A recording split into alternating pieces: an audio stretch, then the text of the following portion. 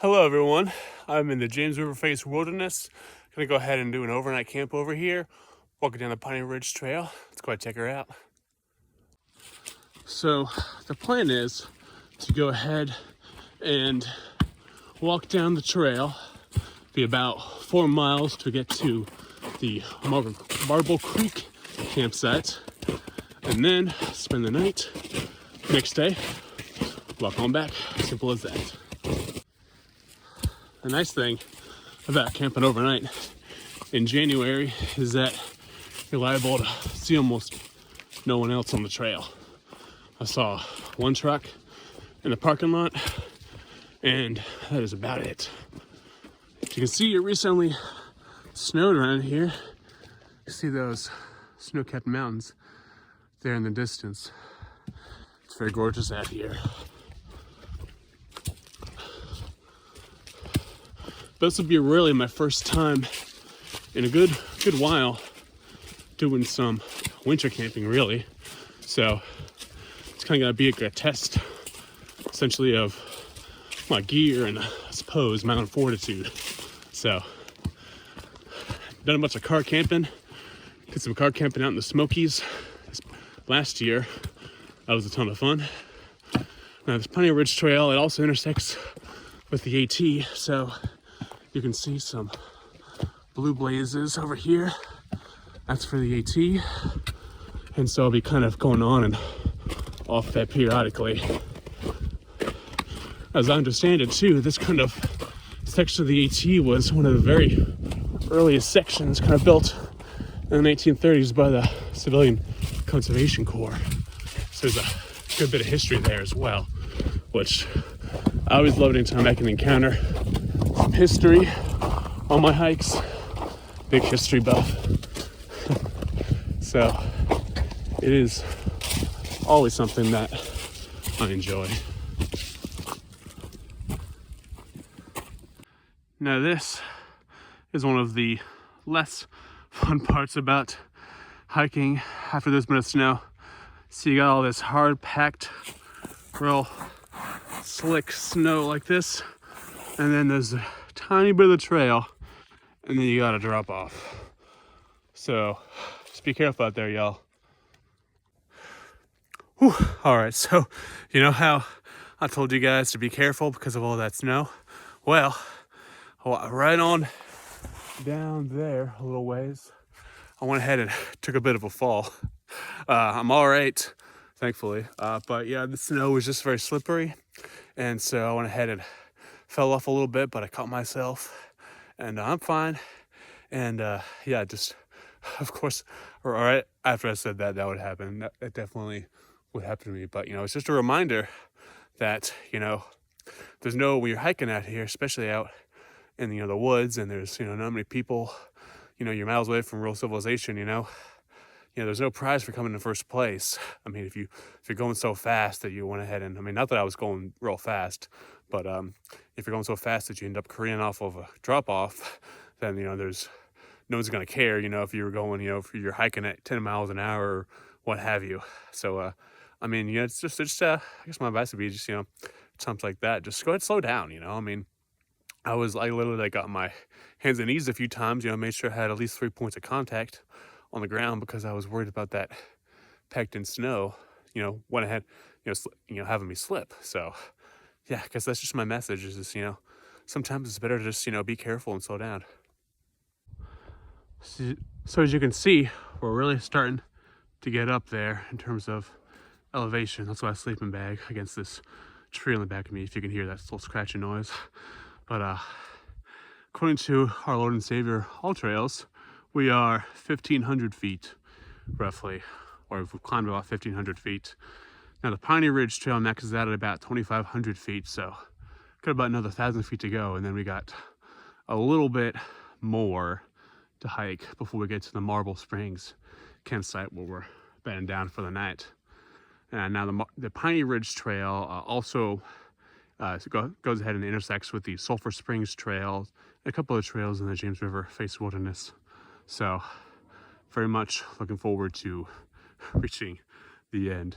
I mean, it's gorgeous out here, don't get me wrong, but also could also use a bit of a breather.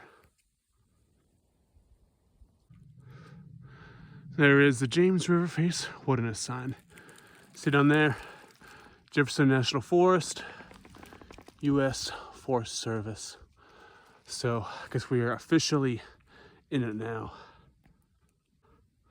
So I'm 2 miles in, and you can see there's a lot more snow up this way. Got about another 2.5 miles to go before I reach the campsite. But it's nice to see the snow, and also just to kind of have a bit of a reprieve from the uphill. This is kind of a bit of a plateau area, so it's quite nice. I'm walking through a quite snowy area now. What are y'all's favorite places to camp? So this, like I said, this is my first winter overnight camping trip. And yeah, I was just reading about the trail, and it seemed like I've been up here hiking actually before, but I'm not in this particular trail, but in the James River Face Wilderness. But yeah, I just thought it seemed like it was pretty neat. So yeah, let me know in the comments what are some of y'all's favorite spots to camp. So I'll tell you a little story. Last time I was up this way, it was New Year's Eve, and I was hiking, and I ran into somebody's coon hunting dog, and I could tell he was coon hunting, almost up there, because he was wearing one of those tracking collars. So I thought, oh neat, somebody's hunting bear or coon out here. And then about another 20 or some minutes go by on the hike, I see another one, and then another one, and another one. And so basically what ended up happening was I got followed by 6 coon dogs. Now they were super friendly. I was never afraid to really at any point, but I have a video of them. I might just go ahead and add that video into this one, but of them just following me. Just 6 of them wagging their tails, baying, you know, woo, woo, woo, woo, you know. And yeah, so that was definitely one of the more interesting hiking experiences I've ever had. And they would periodically, I was out there for about 2 hours, and they periodically kind of catch a scent of something and run away, and then come back and run away again. One of them followed me all the way back to my car. I told my wife afterwards about that. She was like, you should have taken them home, you know? I'm like, they got tracking collars. They don't know where they are. I mean, of course, I could have always taken the collars off, but still, that was just a fun experience for sure. Now, you can, of course, tell this trail has been recently traveled from the footprints, which is not a surprise, being that this is the AT. And probably were made when it first snowed, and then they kind of just kept, because now, as you can see, it is quite solid, which on the one hand is nice, because of course you're not trudging through the snow. On the other hand though, as I mentioned before, it is quite slippery, so yeah. Cannot deny that view right there. That is gorgeous. And there's the trail. All right, so we are at the intersection of the Piney Ridge Trail, and then up there is the AT, going down that way. So now it's just pretty much finding our camping spot. Hiked about 3.5 miles. Just gonna walk along, which I'll get a load of this view. Whew, wind is definitely picking up. Almost to the campsite. Just got a little ways longer to go.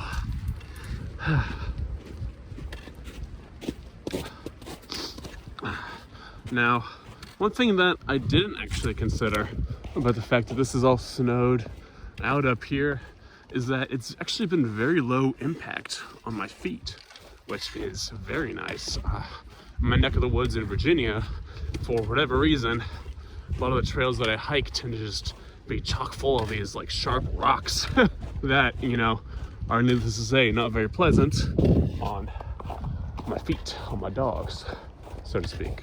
So it is nice to get a little reprieve from that every now and then. Could just be because a lot of the trails I tend to hike tend to be decently well trafficked. I mean, because I'm, you know, so close to the AT, you know, I mean, that trail has been, you know, walked over so many times.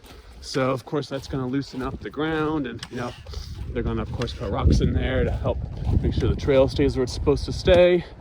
And yeah, so it's nice to, in times like this, just kind of, you know, even though of course it's a little slippery, you have to be careful, it is nice to get a little break from those rocks. Made it to my campsite. She ain't much, but she's mine. Now comes the fun of digging this thing out. So this is my campfire setup that I have thus far. I like to use the square method. I touched on using this Condor Undertaker Bowie knife.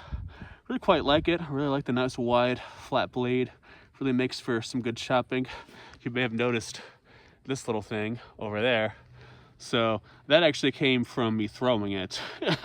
I was practicing doing some throwing on the trees, which is actually a decent thrower, but that's obviously not what the knife was intended for, so I don't really fault them so much for that little breakage there, and it's still just as functional, so yeah. So now I'm going to go ahead and show you just a few things I have for the fire. So I like to kind of experiment with different things that I find at like outdoor goods stores and Walmart and whatnot, and just kind of see what works and what doesn't, you know, so you get a good idea. So I have not used these before, the Sweet Fire Strikeable Fire Starter, so hopefully they work all right. I've not used the Pull Starts either, which hopefully they're good as well. Let's see, I have used these guys. These are basically matches on steroids. They work very well, hold a light for a good amount of time. Got regular stormproof matches over there. Haven't used this either, that Fire Starter. I may have already said that, I'm not sure. I got regular just matches. I got all else fails, got a good old Fire Starter there, just a little flint striker. And then I also have my trusty little lighter over here. So, you know if you can see that there. That's not showing up on film. But basically, you press this little button there, and then it emits like a little little laser kind of flame almost. I'm not really even sure how to describe it. But yeah, so I should be all set with my fire. So I'll go ahead and show you guys the result once I get it all started. So having a bit of an early dinner here. It's about almost 3:30 in the afternoon. Sun, you can see, is starting to kind of crest over the mountain over there. Got my tent all set up. It's a night cat. It's just kind of I don't know exactly that it's a 4-season tent, so I went ahead and just added my tarp for some extra insulation. I've already got my sleeping bag and my sleeping pad in there as well. Went ahead and just kind of let the fire go out because I was busy doing other things. You can still see kind of some wisps of smoke there, but I'll probably go ahead and get her back up once it starts to get a little darker here. But of course, the one thing I left behind were utensils. So I've got my little neck knife here and just been spooning it back into there. So gonna go ahead and enjoy some of this chili mac. Catch y'all later. Now you might be wondering what I'm wearing for this camping trip, and my outside layer is a Swiss Alpenflage Motor Surplus jacket. I really dig the color and the camouflage. In my opinion, it is the drippiest camo out there. Under that, I've got a old military surplus U.S. Army issue wool sweater. I really like, I love the look of a lot of the vintage military surplus sweaters, and not only that, but they're really practical. They're super warm and comfortable, and it's got this nice little turtleneck over here too for when it gets extra icy. And I've also got some nice hiking pants over here. These are just insulated gray hiking pants. Honestly, I can't remember the company that I bought them from. It's been years, but I was actually wearing a pair of Alpenflage pants as well when I was hiking, because it really was only about, like, it was in the 40s when I was hiking, so I really feel like the insulated pants were all that necessary. But I'm not hiking anymore, and it's going to be getting down there shortly again, so I figured I'd go ahead and put them on and get extra toasty since I'm not hiking. And also, of course, got Under Armour under this, and I just put on some Under Armour leggings as well. And let me tell you, putting on those Under Armour leggings was so nice feeling. But yeah, so that's pretty much. And of course, I've got a hat as well. Got a wool hat. I've got some gloves. Really everything I need right now out here for the winter. It's only supposed to get into the 20s tonight, but I went ahead and brought a 0-degree sleeping bag because that was what I had, and because I feel like, you know, if it's gonna be 20 degrees, you may as well just bring a zero anyways, just because it's like, you know, you might as well just go all the way, I feel like. But yeah, and yeah, so looking forward to spending the night here a little bit. All right, so just finished off my chin mac over here. Now I'm gonna make myself some really nice Carpathian tea. Over here, got my little tea diffuser and some tea leaves. And I got my water boiling over here on a little camp stove. So, funny enough, so I had a mug, but I will show you what happened to it. Where did it go? Oh yeah, so I had it clipped to the side of my pack, and then lo and behold, I guess at some point, it fell out. Maybe when I took that little spill earlier, and now I have no coffee mug, but that's all right, because I will just drink it straight from the pot after it has been hot, or, you know, steeped enough. So gotta love it. So it's kind of funny, you can see I have to hold it at an angle. Words are nice. Because otherwise, if I do that, it does that. So I do have some tea bags as well. I've got some chamomile, and then I've also got some bearberry tea as well. I just thought I'd start off with the Carpathian. That's one of my favorites. So I got a good bit of a fire going now. Took me a bit, with just so much of this tinder being, you know, relatively damp from the snow, but looks like I've got it going a decent little amount now. So I'm very happy about that. So here's a little tip for you. If it's snowing outside, I am going to use the snow to essentially make some boiling water to help clean my pot over there. Also, I've got my socks over here on a rock, and so that way they can go ahead and oh, socks might be burned. Let me go ahead and take them off. So here's a little trick for you. So I went ahead and put some snow in there, so that way I can go ahead and make myself some boiling water, so it'll help clean that pot that I've got over there. I also had my socks on that rock over there earlier, but I had to take them off because they were starting to get a little singed, as you can obviously see. So as you can see, one thing that I've done is strategically place these rocks all around the fire, so that I want to try to, like, essentially make kind of a stove, essentially, so that way, you know, the fire has plenty of room to breathe right from the top, but it's also sheltered from the wind on these other sides over here.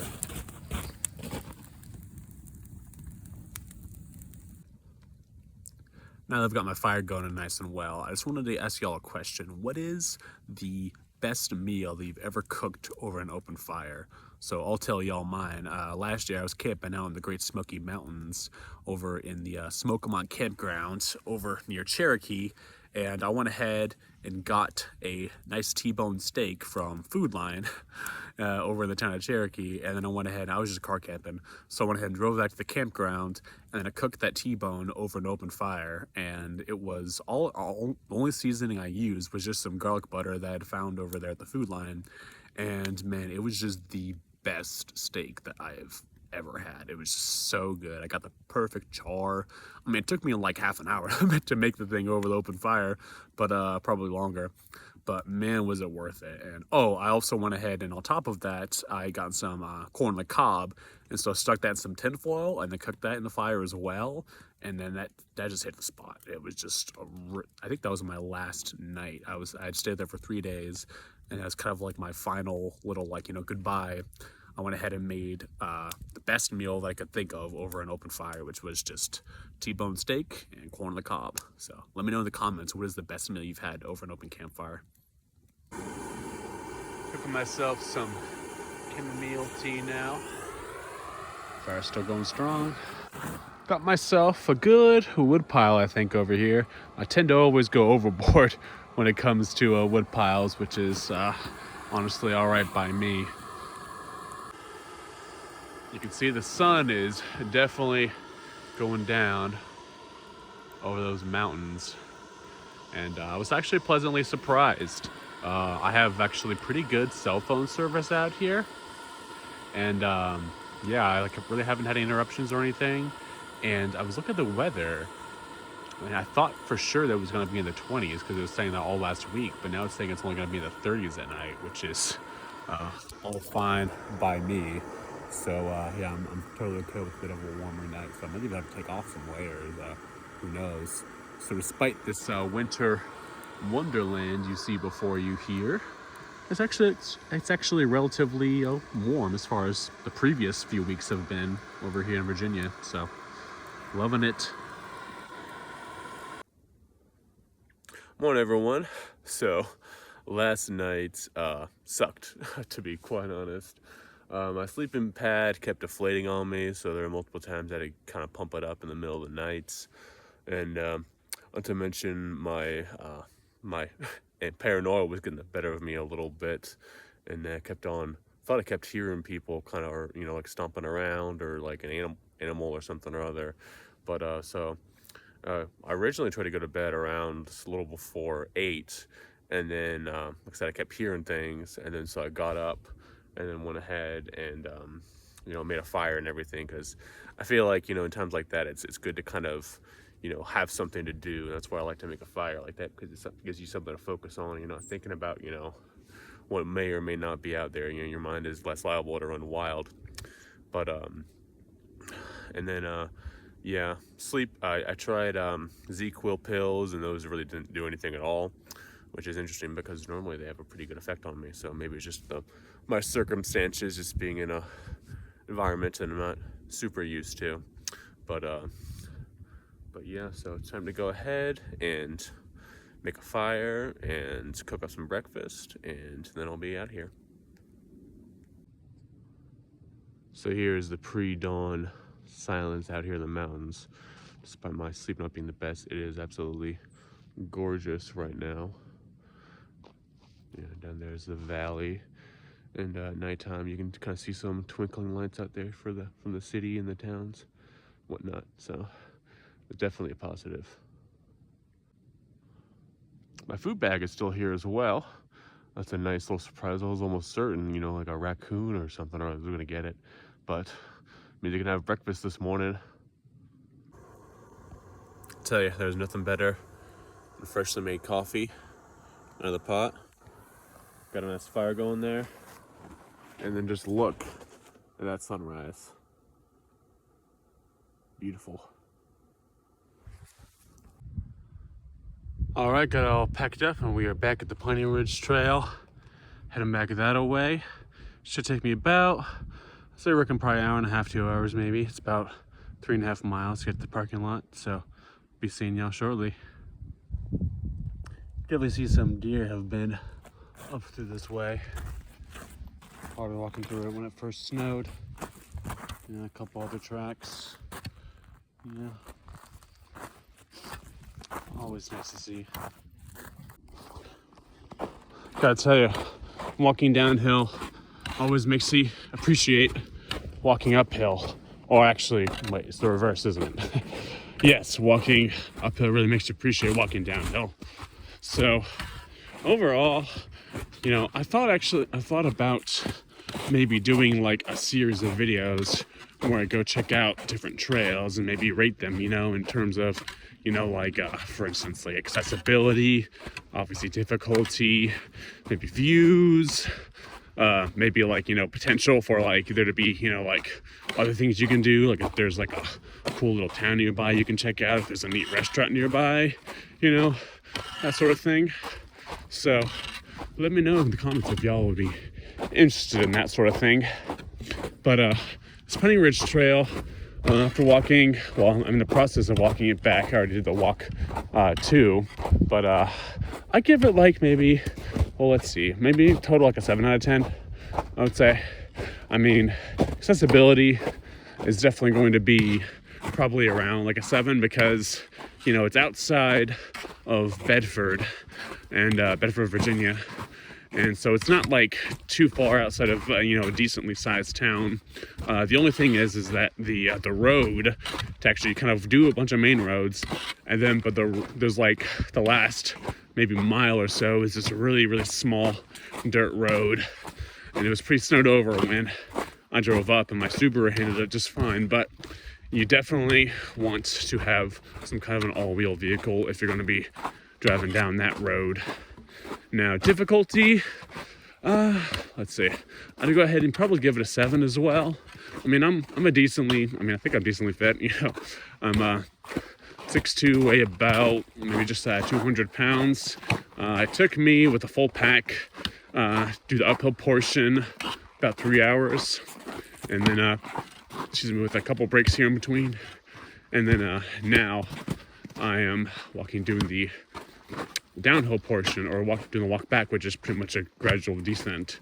So I'll report back as to how long it took me to do the descent, and got some nice views. So I'd say, like, nothing amazing, you know. There's definitely other trails in the area that have better views. I mean, you're looking at like Natural Bridge, the rock scrambles over Devil's Marble Yard. You know, you could do better, but they have some nice views. Like, yeah, I think 5 out of 10 is fair. Let's see. In terms of like being able to make it, like, you know, a day trip possibly. Like I said, the small town in Bedford is right nearby, maybe like just 20 minutes outside of it. Got a lot of neat history there. They got the D-Day Memorial, which I'm really keen on since I'm a history buff. So I could definitely see you maybe doing a hike here in the morning and then stopping in Bedford for lunch and checking out some other attractions. So I'd say like 8 out of 10 in terms of potential for, you know, making a day trip out of it, basically. It is free to hike as well. Is not, you know, in Virginia state parks at least, you have to pay a fee or have a park pass. But this being just the James River Face Wilderness, there is no fee, so that's nice as well. And I'm trying to think anything else. Yeah, no waterfalls. Let's see. There is, of course, if you go a little further, there is the campsite that I stayed at, as well as the Sulphur Springs Trail and then a few other trails. So you could definitely easily make a good overnight out of it. And maybe even you and a buddy could park, one of y'all could park at the Piney Ridge parking lot, and then another one of y'all could park over at, there was another one, the name is escaping me at the moment, but if you go on AllTrails, you can search James River Wilderness, you can go and look it up. Ooh, it's getting a little slippery here. But yeah, so I could definitely see you, like, you know, when y'all parking there, and I'll park in the other place, and then instead of hiking back along the Piney Ridge Trail, you just kind of continue to do a loop with the Sulphur Springs Trail, and Petite's Gap, I believe, is the other one, and then y'all could hike over to your buddy's car, and then drive over and grab your other car. So there is a lot of versatility with this trail, definitely. So that is my analysis, unless I have anything more to add at the end. It's getting real slippery and downhill over here, so I'm going to tune off so that I do not eat shit. All right, in the car, ready to head back. So final thoughts. Well, the back end of the trail heading back was took a bit longer than I originally planned for. There was still quite a bit of snow that was melting, so it was quite slippery, so I had to kind of make an easy time of it. And then at one point I also got lost, and just a little ways off the trail, you know, I just missed a switchback. You know, it happens. But I had to do some rock scrambling through fall leaves, which is not my favorite thing to do in the world. So you can see I kind of look like a wreck over here, but that's just what one day of camping out in the woods will do to you. But would I do it again? Absolutely. Now, I think I'd like to go ahead and do that particular trail, maybe even that campsite, maybe in the spring or the summertime possibly, and just kind of see, because I know there is at that marble campsite, they say that there's a spring. I know I didn't see it there. I assumed it was probably just like snowed over or frozen over, so I didn't even attempt to use it. It may have been somewhere around there, but that would be nice. That way you don't have to haul in as much water. But yeah, so overall, quite enjoyed it, and I hope y'all enjoyed the video. All right, take care. All right, y'all, so back in the apartment now, all showered, rested up. It's been a day since the hike. I just wanted to go ahead and just maybe clarify a couple things. So I did end up burning some holes in my socks, putting them too close to the fire. I don't know why I didn't just, like, you know, put up a little line, you know, like above the fire, so they could just, you know, go ahead and dry them that way. So not really sure what I was thinking there. Real smart of me. But I mean, it ended up working out for the better because I I went ahead and was able to use those socks for fire fuel because I was like, hey, may as well, you know, I'm not going to wear them again. So also, I'm going to go ahead and post a link to the Piney Ridge Trail as well as the James River Face Wilderness. So that if you guys wanted to go ahead and recreate my hike and camp, you are more than welcome to. Find on AllTrails, of course. And I'm also going to go ahead and put that video where I told y'all about how I was followed by those coon dogs on the James River Face Wilderness. So I'm going to go ahead and put that. And then, so yeah, go ahead and stay tuned for more videos. And hope y'all have a great day. Somebody's out here hunting with their coon dogs. He is pretty adorable. And there's more of them now. This is amazing. I'm surrounded on all sides. And now they're following me. I swear to God, this is an actual legit trail. I don't know why they're following me. Bye, friends.